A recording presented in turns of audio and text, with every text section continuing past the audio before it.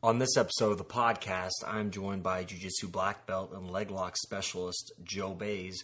We discuss his recent competition at the Eddie Bravo Invitational. We talk his jiu-jitsu journey, how he's seen jiu-jitsu evolve, his plans for the future, and what he's been up to and how he's been evolving his game.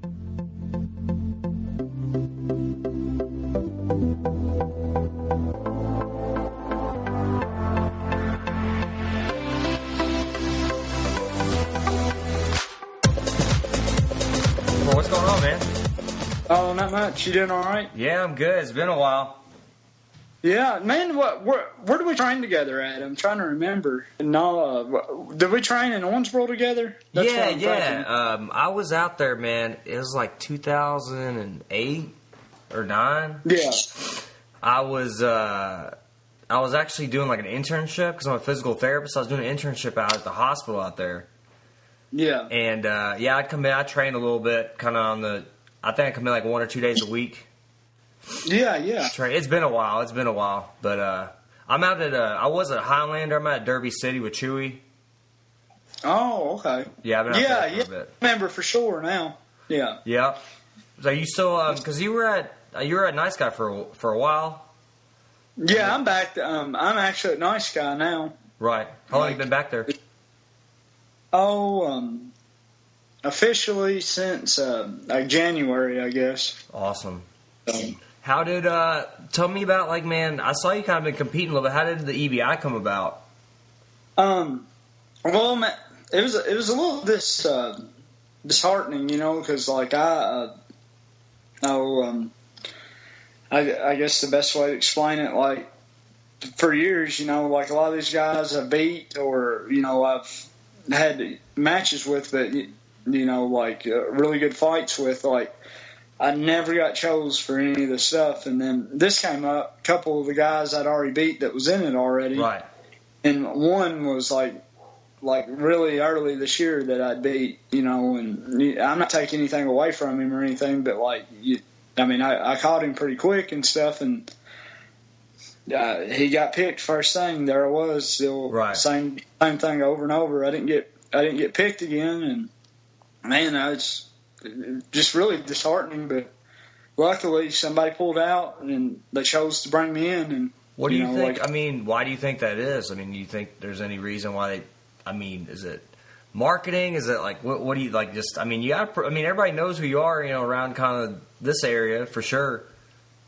I think this is the best way I know how to explain it. Like, and man, I'm not going to disrespect anybody, but it's like one of those issues. Like, man, I can't tell you how many matches I've had fall through because, like, and get some really big name dudes, like, and the reason they do is because I feel like I'm a high risk, low reward match. Like, I'm out there, people know who I am. Yeah.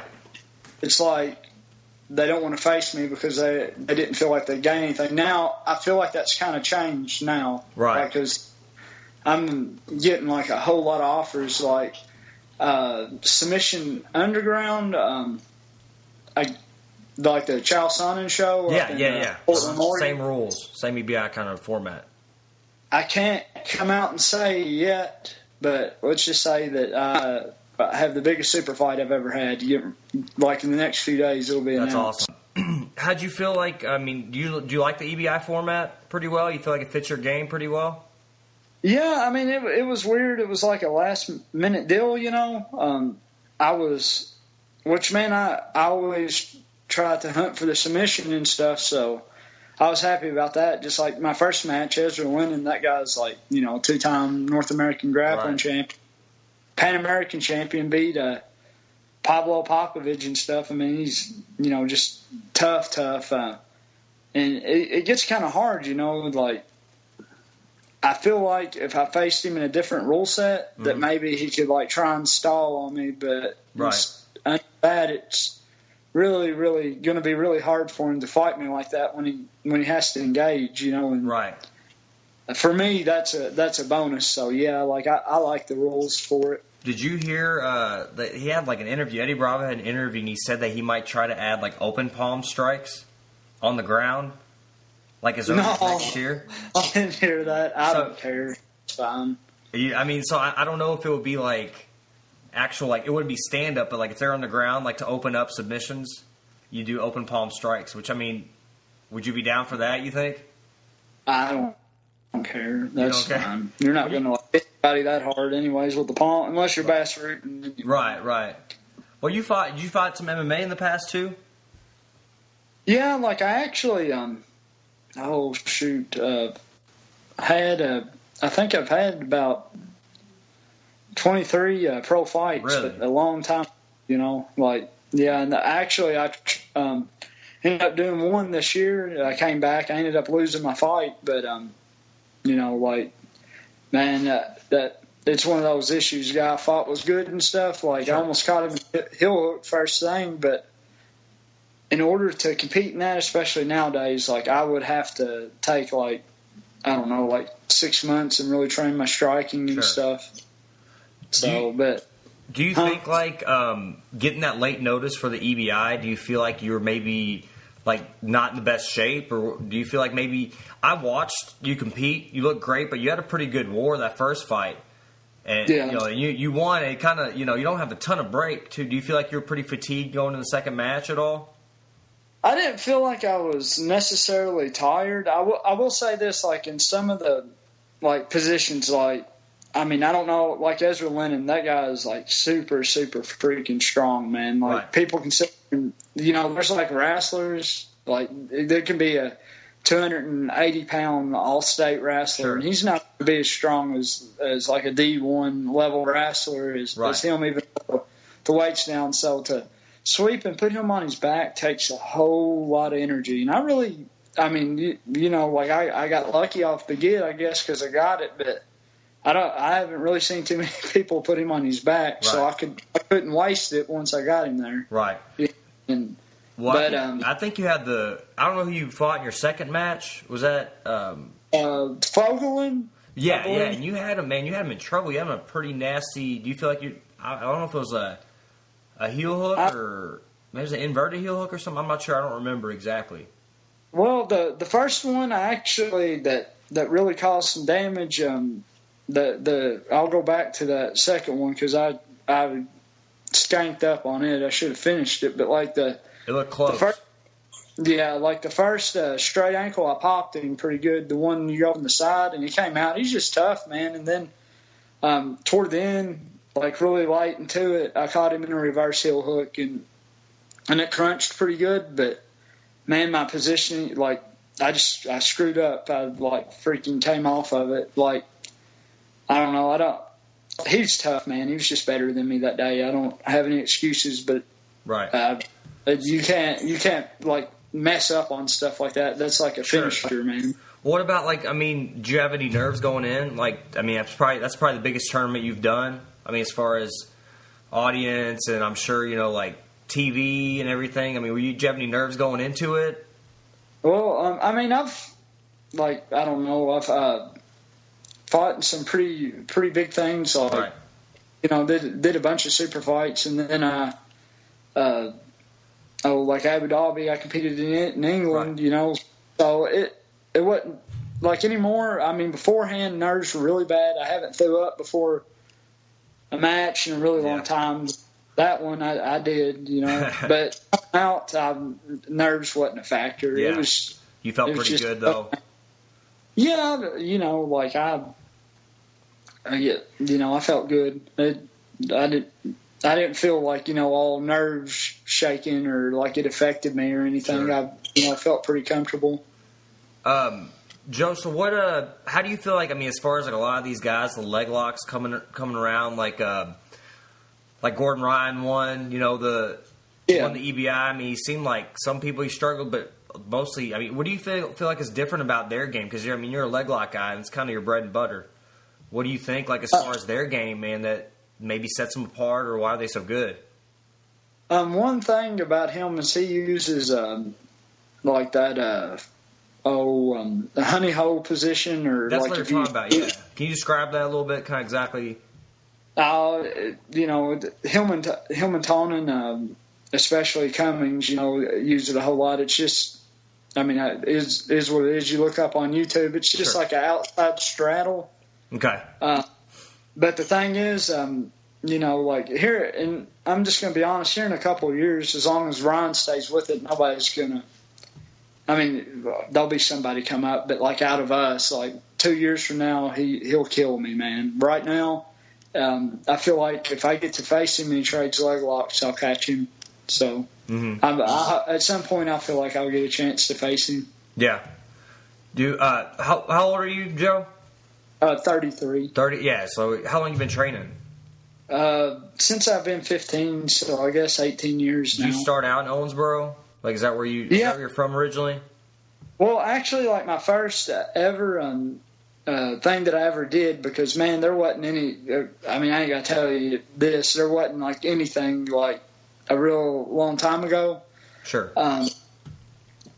Like when this all started, I'd search, and finally one day I found where Jason Keaton was training. Yeah, I know Jason. And it was called Louisville Pancration. And so went up there a couple times and trained with him, and then like I lost contact with him. And it was about 8 months later I met up with Warren Brooks. The way I found him is I looked online at a hook and shoot coming up, and I seen like the fighter from Owensboro, Kentucky. So I looked him up in the phone book and called him, and had to bug him pretty bad because I was young and everything. And came up there and did well with the guys that was training there, and he let me train with him from then on out. Is that kind of how your game developed? Like, what kind of got you into? Because I mean, there's some schools, there's leg lock schools, and like I know when I was a Highlander at the time. This was in 2008, like I said, and I came out. I was just there. I was a white belt. I've only been training like about a year, maybe less than a year, and we did a lot of gi mainly, and mainly no gi at a nice guy, man. Just the leg locks was just crazy because it's not something I really trained a ton. So like, what do you think like developed your game to be more a leg lock style type guy? Well, I'll be honest with you. Like and this is near the beginning, I started training with Warren, and they're like one of the very few places. There was a place called Advanced Combat Systems in Evansville, Indiana, and we started going over there a little bit. And they did Sambo, Muay Thai, and Brazilian Jiu-Jitsu was their like main focuses. And I remember I actually rode with I don't even think he trains anymore, but Mark Smith. He was a blue belt at the time, and they were unhurt then. I was actually not that bad, but there was hardly anybody doing this stuff back then. But I remember rolling with him, and he seriously like leg locked me like 30 times in a row. God. And then he just kept going for him on me. So, I mean, at that time, it kind of left its point on me because I got where I could, decently defend him and everything. Right. And then years later, we quit, like that shut down, and it was just us in Owensboro. And man, everybody I was rolling with was just like jacked compared to me, and was like a lot heavier, and I couldn't catch anybody in anything, And then I started, falling back for leg locks, and took off from there. Yeah, it's the only thing I could catch on them, man. They were all bigger than me. What do you think, like, your go-to? What's your go-to submission number one thing you go for? Anymore, I try, like, I can sit here and feed you, like, a bullcrap story, but, like, the outside heel hook's mine. Yeah, so you a higher success rate with that? Yeah, I've did so many of them things. It's second nature, yeah. Do you feel like just maybe leg locks kind of fit your body style, fit your game, your size, kind of how your physique? You think that's kind of what kind of made you to it? Yeah. Well, I remember, you may not remember this, but man, I remember rolling with you. We rolled a couple times.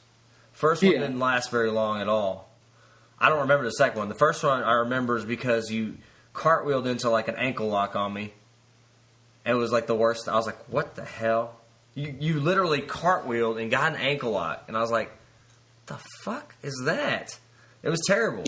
And, but I've kind of played around with leg locks more just because they're so more prominent now. Everybody kind of does leg locks, and they're really everywhere. You got to be able to at least defend them.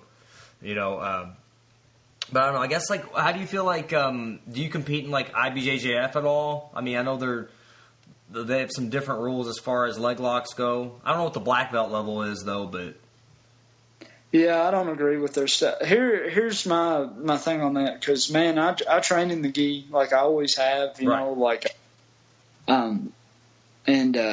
I really believe in training in the gi. Like a bunch of these guys are like, oh, it's stupid. No, you're not going to learn that pressure, and you're not really going to get to develop your straight ankle lock. Right. I don't feel like, unless it's going to make you so much stronger at it. Like if somebody's grabbing your lapel, because especially me, I'm really short. Right. Compared to everybody, I can make 155, and people are still going to be a lot taller than me. Sure. I'm just short.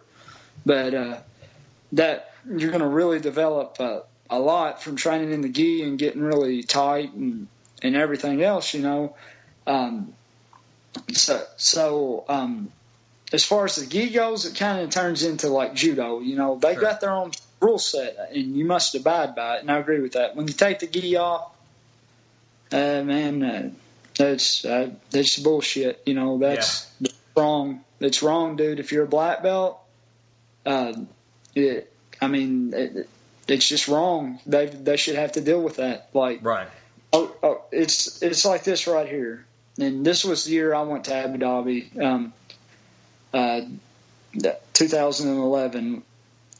I'm sitting there watching Braga Neto, and he's awesome. I love watching that guy compete, but he at that time is current no-gi world champion, current world jiu-jitsu champion as well for his weight division.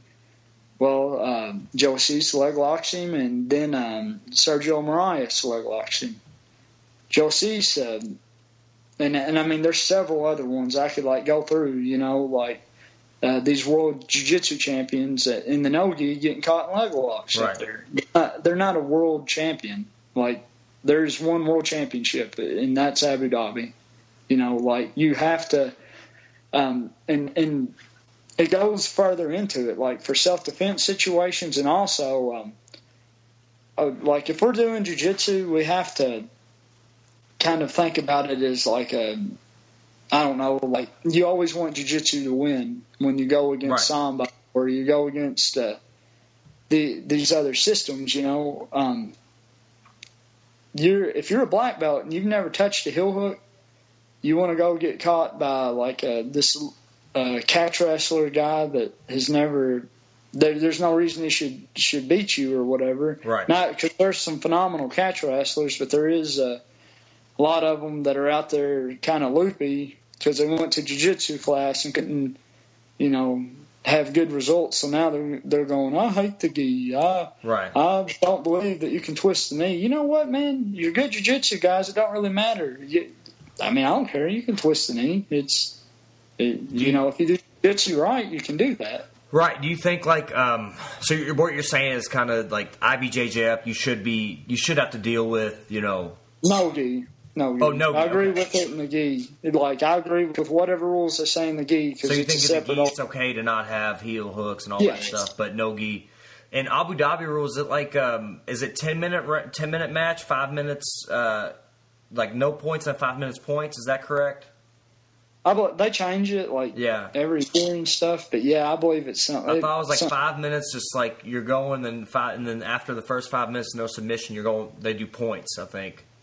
Yeah, I understand. That's what I think it is, but I was going to ask you, what's kind of your training regimen now? How often do you train? What's your frequency since you've gotten a little bit older? I mean, being 33, I'm 33. I know how my body feels. Do you feel like you've kind of backed off on training as hard, or what adjustments have you made? As far as training goes, I live by myself and stuff, but I'm a full-time coal miner. That's my job. I normally work 6 days a week, 9 to 10 hours, a day. I work third shift, so I'm able to train every day. I don't make that an excuse. I'm not going to sit here like a lot of these guys that are make, I can't train. That's the only reason. Man, if you go in and you really go at the person, you're not going to be able to roll and they can quote me or whatever else. You're not going to be able to roll over 2 hours. Right. It's just not going to happen. If you go in there and you roll hard against people that are pushing you, these guys that do hour-and-a-half matches, you're not going to see them in a lot of positions where they're sitting there like going at it. That's right. That's like why some of these guys bring up no time limit matches or whatever. I'll do whatever, but I'm going to go for the finish from the get-go. It's probably not going to take over 10 minutes for me to either win or lose, because I'm actually going to come out there to fight. I'm not going to, sit there and patty cake around for an hour and a half just to say I had a match go that long. What do you think? Like, so are you training every day? Do you train like? Pretty much. Now I'm far from old, but like this year especially, I've had like a lot of bad luck with injuries.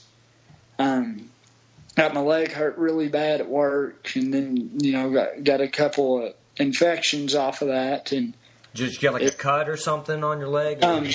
No, actually, like I hit a door coming out. It was like a freak accident, but it like took off like a big portion of my skin on my shin and pushed it all the way to the bone. Just shoved it all the way up, and it was just like that match that I had with one of the gentlemen in EBI. Like I'd had heard that would be a good one for me to do, and then there I was in good shape and everything. 3 weeks out, and I hurt my leg. And I was like, I guess the worst that can happen is I'm going to lose. So I went ahead and did it anyways, and I ended up, because I trained with the stitches in and everything. And How did you modify? Did you do any kind of like modification as far as certain positions or certain techniques you didn't really get to work around? Or I did a lot of 50-50, but that second week, like it was sore the whole time, but that second week I was kind of like, man, I'm going to have to like roll. So it was just give and take. And then it wouldn't heal. It, like from where it got infected, it had like, cause it was still to the bone, like on one side, and it had to heal, like from the inside out. So it took for like my whole time training jiu-jitsu, I've never took a week off of training. I ended up having to take over a month off just to let my leg heal once I got through that and my other match. So, what about like any other injuries you kind of dealt with through your career, like that you've had to, any surgeries, anything like that? Nothing bad. I think everybody's going to break toes here and there. Yeah. That's a normal occurrence. Every 3 months you'll end up breaking a toe or something. There's not anything you can really do for it. You just either, pretty much just train with it and go on. Are you doing any kind of cross training, like any strength training, just in conjunction with your jiu-jitsu, just to work on explosiveness or work on strength? I do kettlebell and cardio stuff a lot. Like I also do like a lot of drilling on leg lock, which is just my something I do. I try to hit a few leg locks every day, but among other things. But and my job a lot of times can take be a little bit physical, so that helps too. How long you been coal mining for? Almost 6 years now. Man, that's tough work. It's dangerous work, man. Used to, like, I don't know how familiar you are with, like, pinning and the top you do down there, but, like, I pinned for about 3 years. That, was really, I felt it was a tough job, I'm sure, man. Seen a lot of people come in and go through it, but I actually am a electrician now, or mechanic, whatever you want to call it. So it's still physical, but it's a lot easier than what it was. Right. So how long you been back at Nice Guy, did you say? I've been there since January. So January, did you kind of bounce around a couple other areas just training, or? No, and I think it's important. You know, you got to remember where you came from, and I'll be the first to say, like, at least 70% of my jiu-jitsu I learned from Josh Johnson, and I love the guy. I'll always be thankful. We're just on different roads, you know. I always love the guy. He's a big reason why I've did what I've did. You know, that's who I learned my jiu-jitsu from. You know, from Bella Harris, but like Josh, you know, like was really good to me. Like, taught me my half guard, you know, a lot of stuff. Like, I would not have won hardly anything if I wouldn't have done anything if I never came across Josh, you know. Have you always been well, actually, I don't know, they're not affiliated. You're with Shawn Hammonds now, right? Under Shawn Hammonds? Yeah. Yeah, we are as well at Derby City. We're under awesome. Shawn Hammonds as well. So how's that been, kind of trained under his being under him? I mean, what do you feel like that? I mean, as far as, it's not terribly far, I think, from Owensboro, and, you know, it's kind of a good way to get together. Yeah, for sure. Shawn, here's the thing with Shawn, like, I've just like all the other older guys, you know, like, and I'm kind of in the thing where I'm young, old, you know. Yeah, you've like, been around for a while, but you're a younger guy. Yeah, that weird thing. But I've watched Shawn, like, and that was the kind of the guy that you wanted to be. Like, man, he's awesome, you know. So, and like, Shawn has always been really nice to me. Like, always been like awesome to me, and still now. I mean, and there's some things that he does that I'm not really for sure that there is anybody to ever do better than him. Mm-hmm. Like, he's like phenomenal, and he, like, you know, I couldn't ask for somebody that, you know, better to help and you know, help progress me in jiu-jitsu. But yeah, he's been awesome. Plus, I didn't know if we were going to get on the training stuff, but Max Bishop, Go Korshavikian, you know, been big influences in my jiu-jitsu. I've actually did a lot of highest in as well, but I'm doing a lot of work now with Max, and that, like, if you think I'm decent at leg locks or whatever, that guy is a million times fold what I am. Like, him and Gokor are just light years ahead. They'll forget more than what I'll ever learn. Right. I'll put it that. Do you think, like, as far as, do you feel like there's a reason why leg locks have kind of gotten more popular as of late? I mean, do you feel like, is there any style changes or any developments, like any new techniques that you've seen? This is the biggest thing, and this is where IBJJF, and I loved seeing it, you know, because I went through a little bit of a dark period. Like, at one point, there was, I'm trying to think.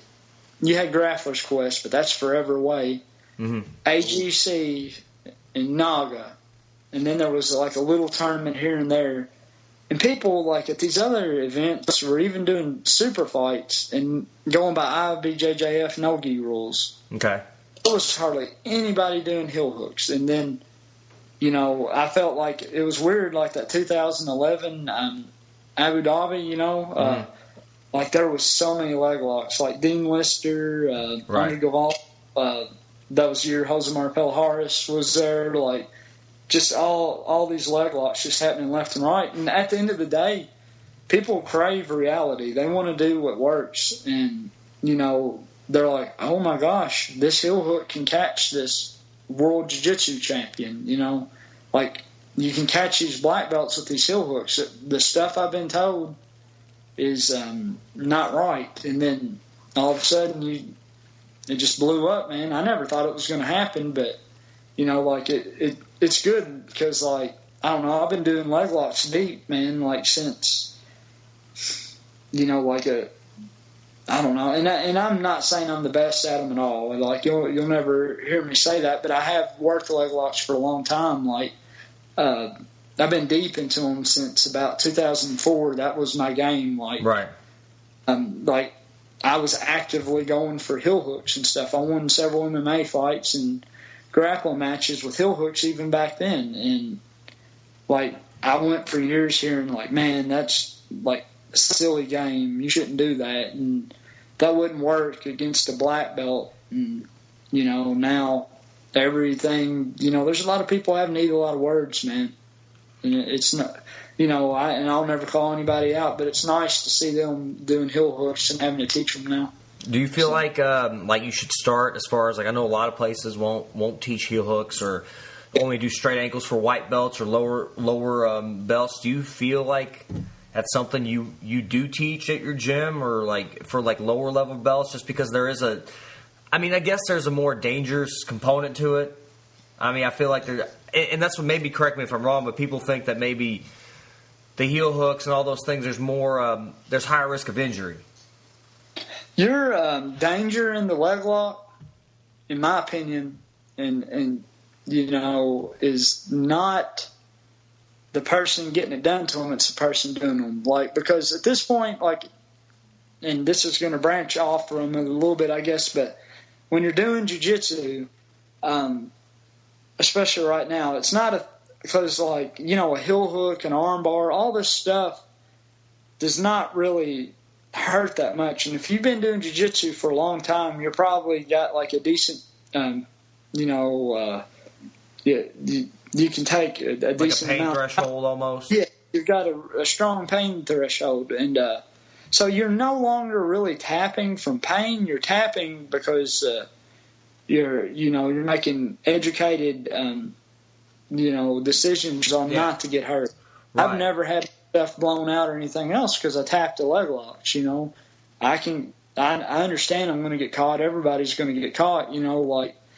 So that being said, the person that makes it dangerous is not the person getting it done on them, because I'm going to tell you this: there's going to be high level dudes that you roll with that are not going to tap the leg locks. You know how now competition's a completely different story. Okay. If you're training, do you know how you stop that from getting hurt? You don't continue on with the submission. Once it's tight, or you feel that it's even tight, you just let go and go to something else. Don't let your ego be so big that you hurt somebody. We've at the gym, we really try to push that on the guys.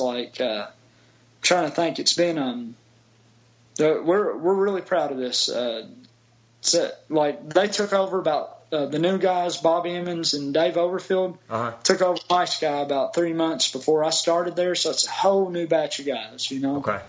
And it's just, you could almost put a different name on it. It's a whole new, hardly anybody that used to be there is there now. I think I knew, is there an Adam Jones? Is he still there or somewhere? He's somewhere, but no, he's not there anymore. That guy was there when I was there, and we kind of got to know each other a little bit. But that's years ago. So yeah, that we've not had anybody hurt, and we go for heel hooks, we go for reverse heel hooks, we do all of that stuff. But you know what? We all tap, and and we got an older group in there,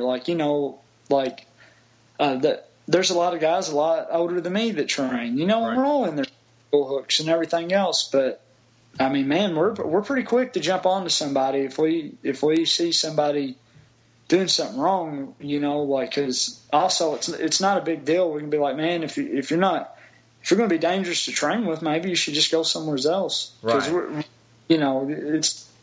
I'm really proud of the atmosphere and the guys we got in there. We got, some just awesome people. Just, jiu-jitsu competition is the smallest part of this.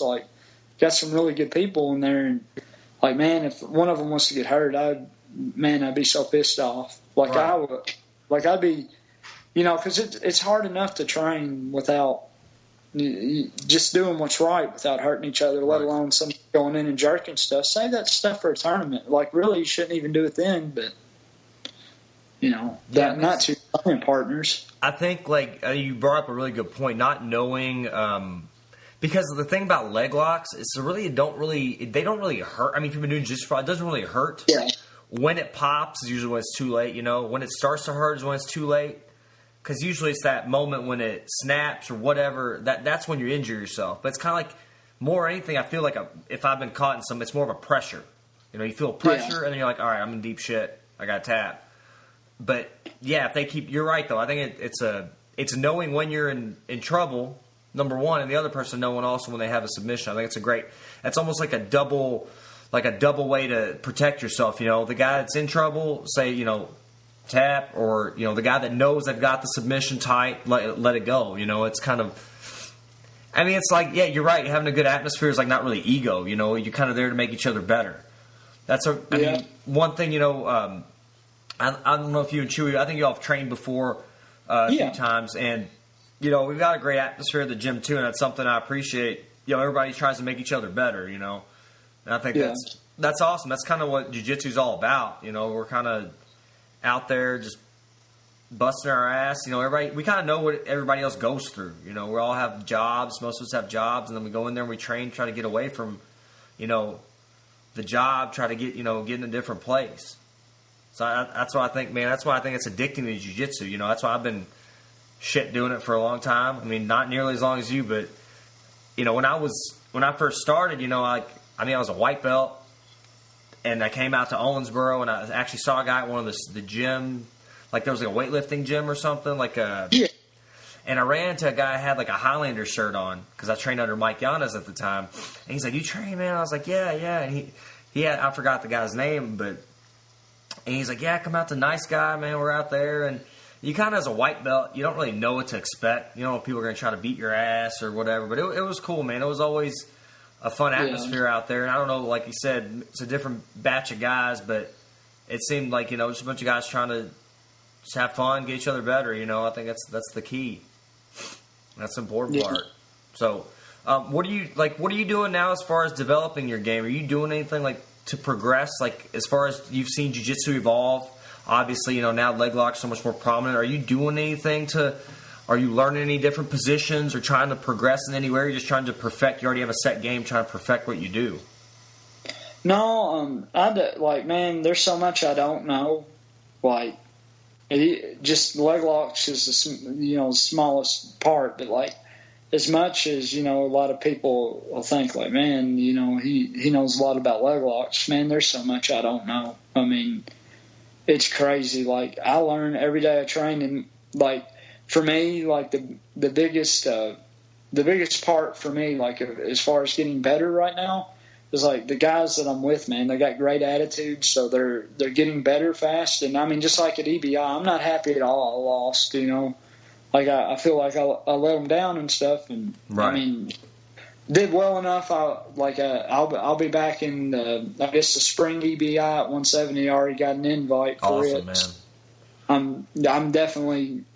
I mean, I've already got it set in stone. I'll be back. What do you think you'll do different? I mean, is there anything you'll do different when you compete again? I mean, I won't fear I mean, my goal is not to go to the overtime round, right? You know, but I'm actually pretty excited about it, because like then I'll have like Tonin and a bunch of these other guys. Man, I mean, they're super good dudes. So those guys are going to go for my legs, and like, man, that's my that's the one shot I got to definitely beat these guys, and I feel like I can, you know. And so they're gonna come at me and try to leg lock me. A bunch of these guys are, like, you know, that's going to be a big part. I think it's going to work well. It's like, man, they're going to come at me at what my game's best at. And I won't lie, next year I'm going to try to do the best I can, go out on top possibly, but next year will probably be my last year of seriously competing. And why do you feel like that is? Man, I feel like there's a time to go out, and I'm not talking bad about anybody doing Masters divisions, because I do Masters divisions, like, to get more matches when I do tournaments, you know, like, I do the adult, but I also do them too. But like, I feel like in the next few years it'll be hard for me to like right now I'm finally getting my chance to compete with the highest level of guys, you know, and prove that I'm at that level. Sure. Like, that's the one thing that I was happy about at EBI is nobody's going to say like, man, I'm as good as any of them are. Right. They can't say any of that. Like, if any of them, like, if I was to face Tonin or any of these guys, and they come over there and put their leg in my, where I can heel hook it or whatever else, I'll pay the price. I mean, I'm not saying that anybody has to tap, but I have the ability to break it, the same as they do. Right. And they know that. Like, I feel like I've at least got that to where people hey, he's actually a world-class grappler. And at least toward the end, I feel like this is stuff that should have happened years ago, but now I'm finally starting to get my shots, and like next year I'm going to look to have a really good year. And man, I may change my mind. Sure. You know how that goes. But like, I'm going to try to focus more on, like maybe teaching and trying to bring up new guys rather than, and I'm sure I won't quit cold turkey. I'll still do a tournament here and there, but next year I'm really going to grind, man. But it does get kind of hard, between work and training and like, man, that's all I do. I mean, for real, like, I get my kids like every other weekend, but even when I got them, I get it set up where I can still train too. And it's not being a bad dad. I'm not away from them a lot, just like for a couple hours, I still see my kids when they're there, but like, man, it's just like a sacrifice, like I agree, man. Constantly just like a grind, you got to work your cardio. And like, if you see me used to, I was well over 200 pounds. Yeah. Like, I'm in the 170s right now, and it's really hard for, like, I have to do a whole lot, man, to, like, I can't, like, eat anything that, well, I mean, I eat healthy, but I can't eat, like, I can't go to McDonald's and get me, like, 5 cheeseburgers like I used to do and stuff like that. It's been a whole lifestyle change. So, right. Were you like naturally a bigger guy, just a bigger build? I mean, I know you're not terribly tall, but you used to always been a bigger guy. Well, like, man, I had horrible eating habits. Like, it was just what it was, man. I was just, like, I always enjoyed to train jiu-jitsu, so I did it. But, like, there was no reason I should have been, like, 5'6", or I guess I'm 5'6" or 5'7", something like that. Do that and weigh, like, 250 pounds. Do you think that was advantageous at all to you to be that big when you competed? Absolutely not. You'd go against some bigger guys. I mean, you think you could maybe outwork them, or were you faster than they were, or just fighting big heavy guys? One of those. I caught a lot of guys back then, like, but it was for the fact that they didn't work leg locks, because I mean, that's one of the like, this is my opinion, Marcelo Garcia, there's never coincidence in, like, techniques working. Like, he faced his jiu-jitsu worked against any type of sized opponent because he took it back and he choked them. Like, normally that's what he would do against bigger opponents. Like, heel hooks will work on anybody any size. Like, leg locks and chokes from the back are going to work regardless. They're always going to be high percentage on no matter how big the person is. Like, that will tell you, like, man, leg locks, you're attacking the strongest part of the body. Not necessarily. I don't care how much you squat. You're not going to strengthen your meniscus and all that. It's going to It's going to go right. What's your goal for, like, next year? You say you want to kind of get out there. What do you want to win the EBIs or any other tournaments you have kind of in mind? I know whatever you can talk about. Anything you're looking forward to? Yeah, there's one. The other one I really I have another. Like, I've got the one. I can at least say that I've got a match in like that Submission Underground. Right.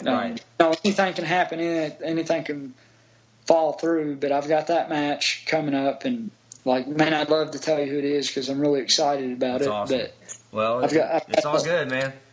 Yeah, I've got that coming up, and then I've got I can't really. Well, you said EBI's coming up too, correct? I've got EBI that'll be in the fall. There's another one that hadn't been announced yet. I'll put it this way: Tonin, and it's a different tournament. Tonin Gordon Ryan and several other really high-level grapplers are going to be in it, and I've gotten an invite to it. It hadn't been announced yet, but all the stuff's happening at once, man. And it's really good because I had really went where I thought, man, I'm going to age out in this before I even get a shot. You know? Right. Like I just wasn't getting any shots, and like I beat these guys, and it'd be like where there was no eyes or anything to see it. And now I'm, and a lot of it's my fault. Like I've gotten serious, I've got my weight down, and I'm trying to end this the way that I should. And I'm very proud of the fact that every bit of my jiu-jitsu, like I never moved away from Kentucky. I never, left. That what I've done has been done in Kentucky. So that there's, and I'm not going to call out names of jiu-jitsu guys, but they would bring up about how far behind our jiu-jitsu is and stuff as compared to other places. No, it's world class. It's if good, if not better, as anyone else, man. Look what's happened in Kentucky now. A lot of these guys are having to eat their words now. I'm all just like, Brent Weidman, Chewy. Right. Our guys as well, Chase, Bobby, Nikki, good buddy of mine, really great training partner, Jezere, his guys down at Georgetown. I know.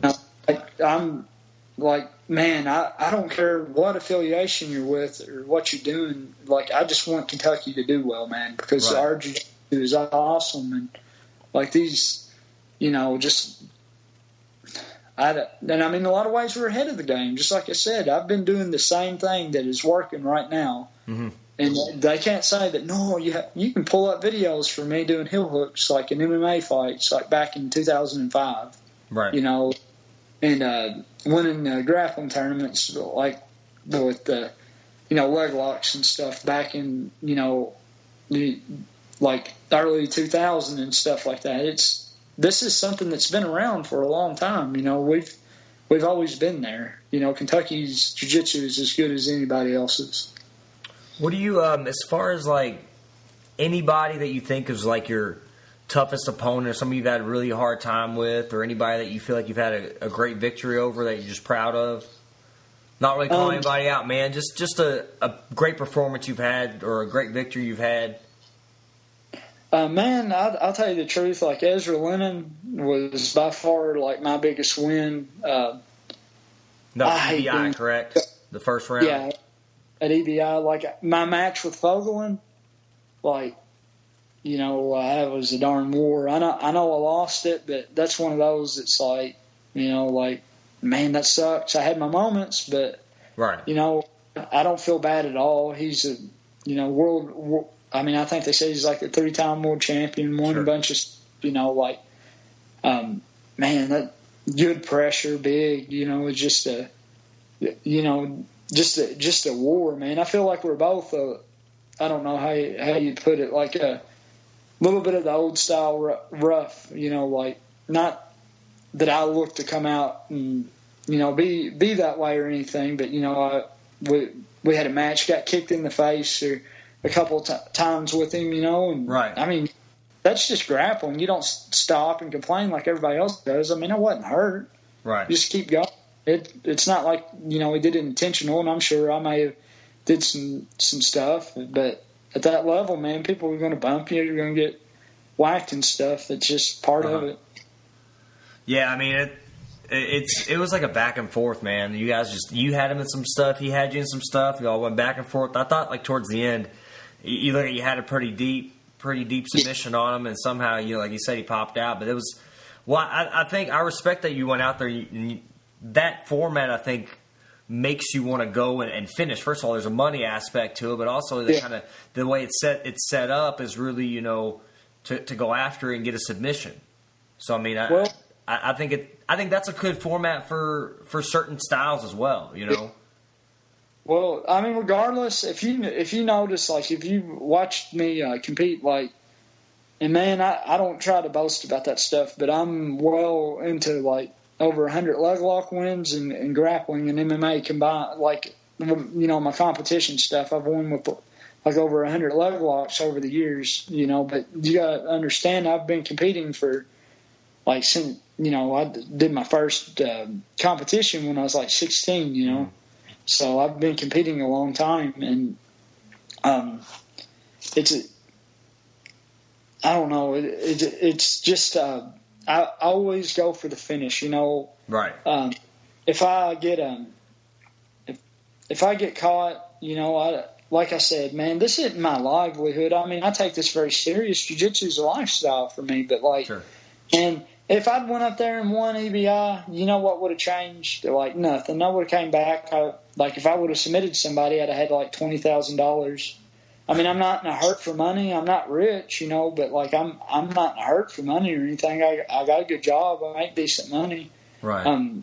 If I'd have won that, I mean, I'd have had $20,000. It wouldn't have been life changing. I'm not going to quit my job or, sure. You know, run and you're going to blow up and teach jiu-jitsu.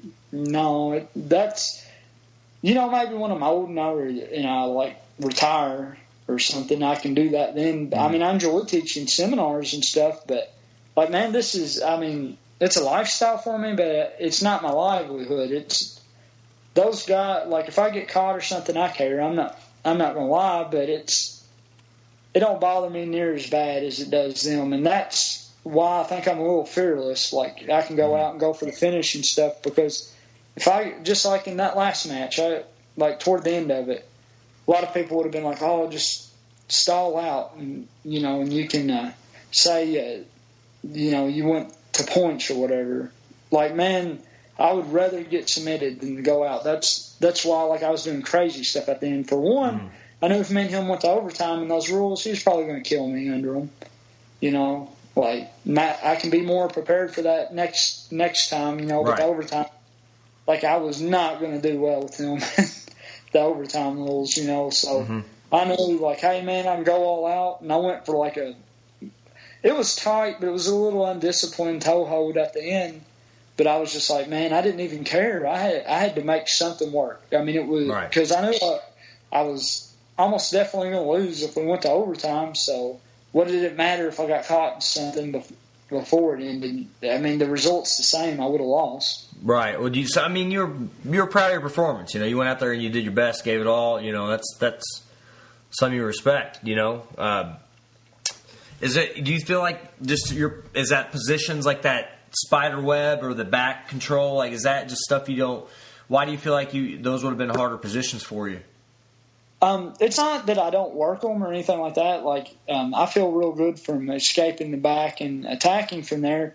But it's just that, like, it was like 3 weeks out, you know. A little bit less than that, I got my invite to it, which I was very grateful for. But I just didn't. I mean, man, he's been going months, if not longer, training for those positions. You got to. I did not feel like I would be as polished as him as he would be. Next time around, like, I'll feel more confident. If it has to go to the overtime, I won't be like, oh, shit, I just, you know, lost everything. How do you feel like, are you doing more seminars now? I mean, is there something you want to keep doing, you enjoy doing? I enjoy teaching them, just like going down to Tennessee for Paul Byers' school this Sunday. Then I've got another one in Hazard, Kentucky, at, you know, closer to the end of this month. I might actually, I guess it's the 30th. I might actually have a grappling match, or it's either the 30th or the 29th, whatever this last Sunday of the month is. I might be doing a grappling match for DJ Mackey. I'm not for sure. I mean, it's just in the you know, the early stages of it now. I might do one, but you know, like, off the top of my head, it's just old school. But yeah, I enjoy teaching seminars. You know, I like it. I mean, my stuff isn't like crazy fancy and everything. I know there's a lot of guys, like, if you watch a Raleigh Bodycomb thing, he's got to tie your legs in a knot just to do a heel hook. I mean, come on, man. Just take the leg and go. Is that kind of when you're doing seminars, is that kind of what you're teaching, though? Mainly leg lock, leg submissions, those type of things? Yeah, that's the only thing anybody wants to learn from me. Like, they're like, and I'm honest with them, and I think also I'm not a real physically strong, gigantic person. I believe I'm decently strong and stuff like that, a little bit deceptive strong. Like, I think a lot of people would expect me to be weaker than what I am. Just coming off looking at me and stuff like that, I'm not some world-class athlete or whatever. What I've done, I couldn't have the success in any other sport. If I wouldn't have played professional football, I wouldn't have played professional basketball, I wouldn't have done any of those things. I wouldn't have ever been like a high-level MMA fighter. It just wasn't going to happen for me. Like, this is the one thing that I could do. So the technique and stuff is like simple that I use. I'm consistently trying to learn. That's why I bring try to really learn from Max and Gokor and several other guys. I've got an open mind for sure, and Shawn, all these guys consistently trying to learn, and but the simplicity and stuff, like, I think a lot of people are happy when they're like, that's crazy. I would have thought it would have been a lot harder to do a lot of those things once I show them. So you feel like it's pretty applicable to a lot of body styles, just a lot of different. It's easy. If you're a jiu-jitsu guy, don't do leg locks often. Something you feel like somebody can implement in their game fairly easily and use. After even just learning from one seminar. Yeah, they're just like, man, I explain to people like this a little bit too. Like, you start with jiu-jitsu, you got a cross collar choke, straight ankle lock, and like a rear neck choke. Those are three things that are going to be with you from white belt to black belt.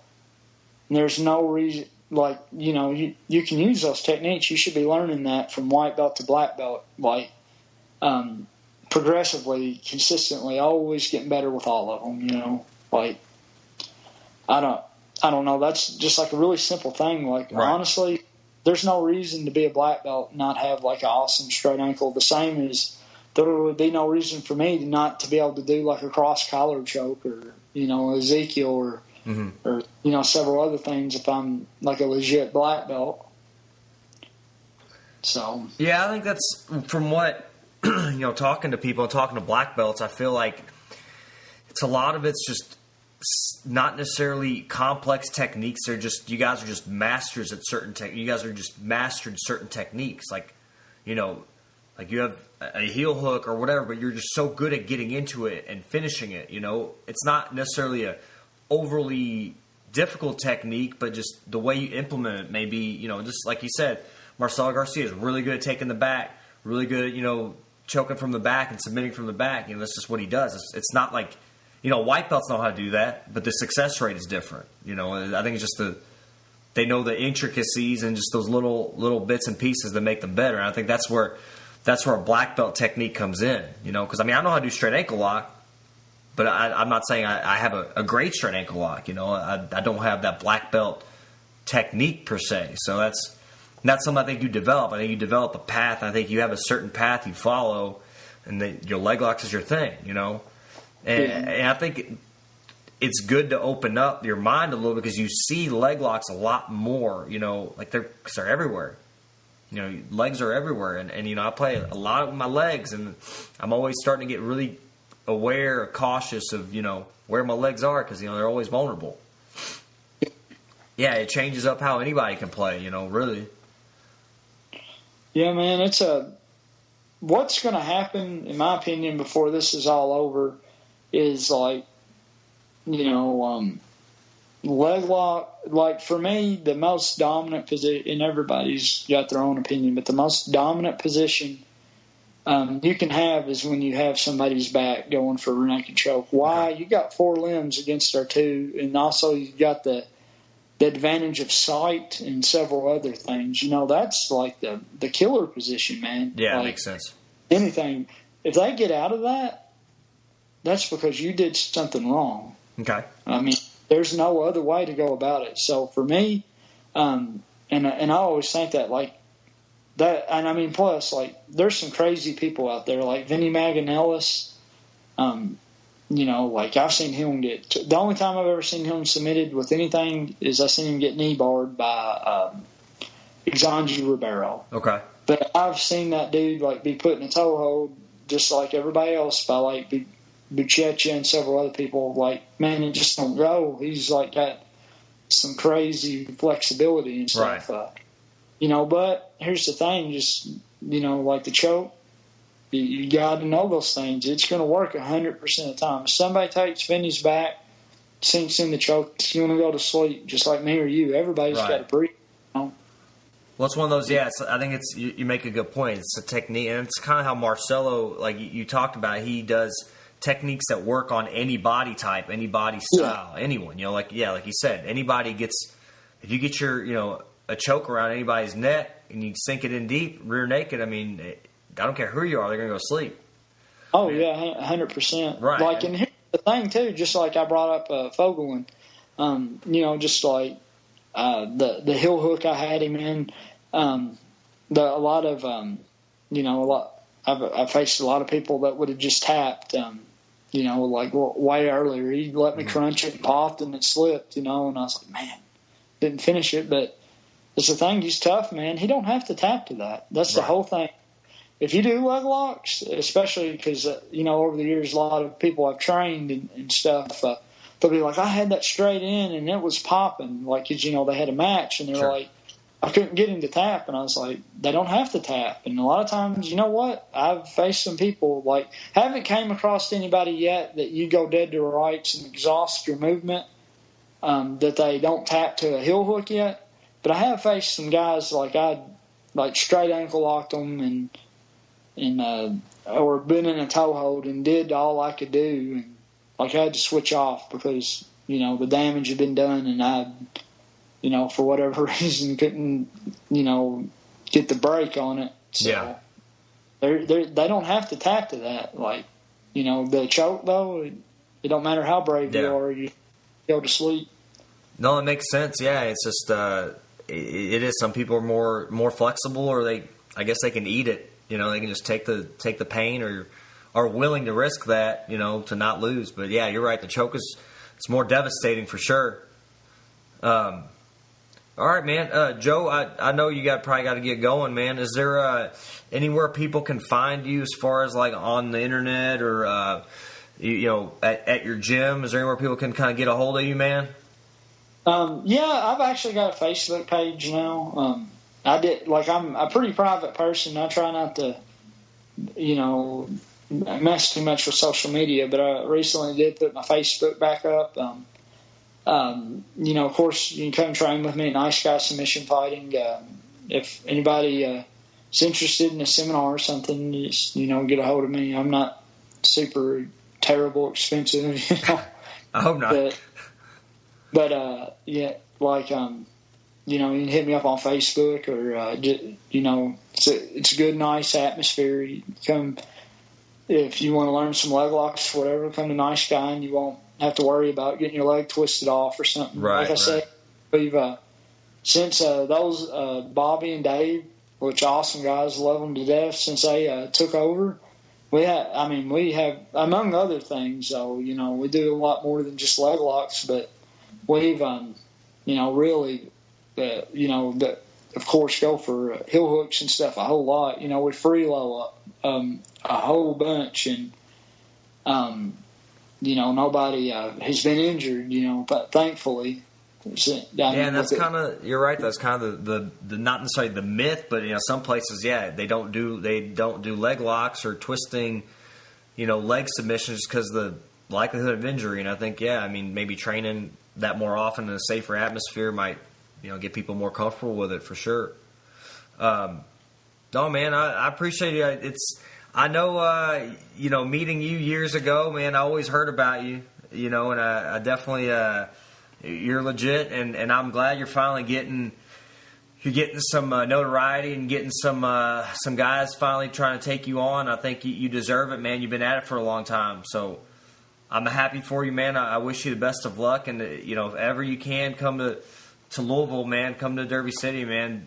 I'd love to learn some leg locks, some submissions from you, man. I appreciate it. Chewy's, maybe we'll see you at Shawn Hammonds. Are you doing the that big kind of team training in Nashville? But like do like an annual team training. I'm sure I'll be down there. I'm sure I'll be there. All right. Well, it's good, man. I look forward to learning some stuff from you, man. We'll be keeping an eye on you, and good luck. I appreciate your time, dude.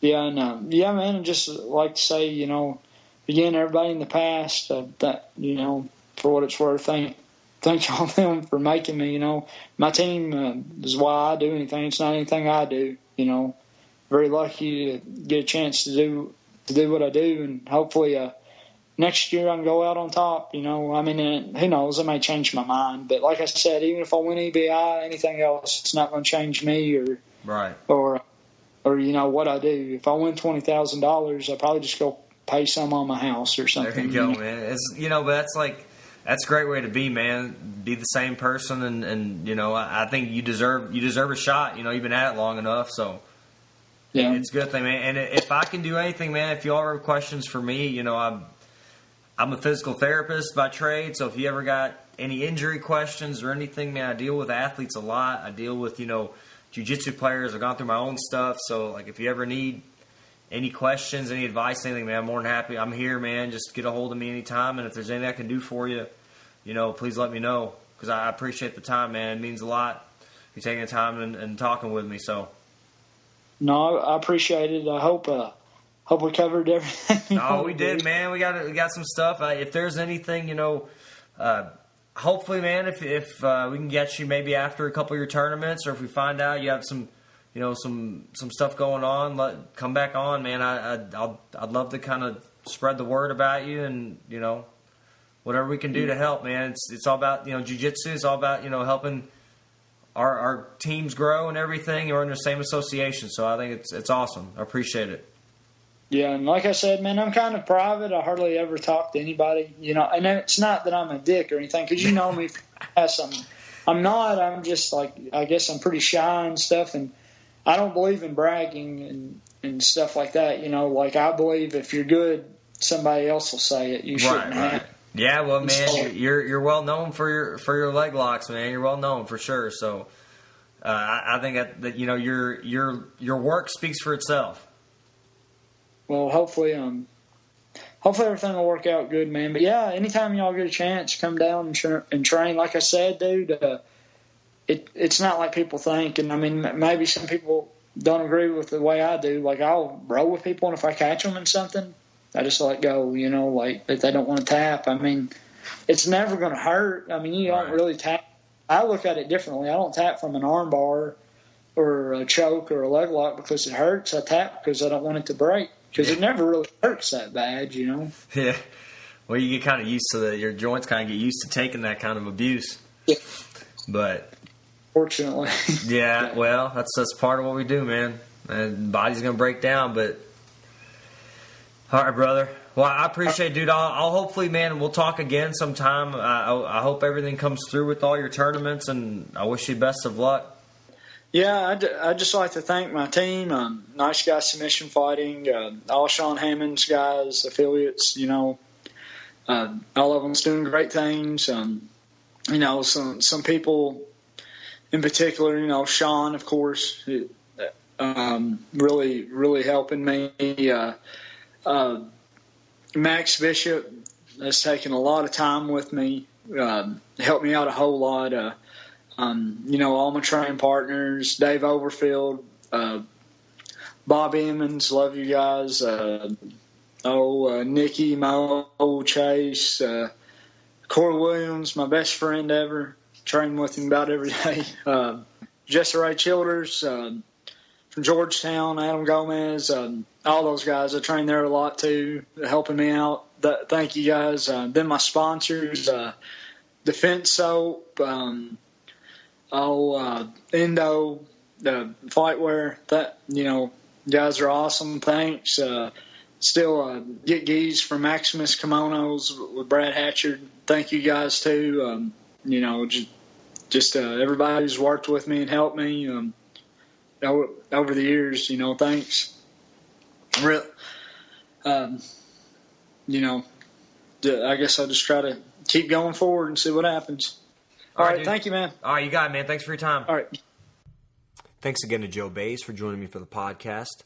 Also, check out more information on the podcast at my blog at jiu-jitsutherapist.com.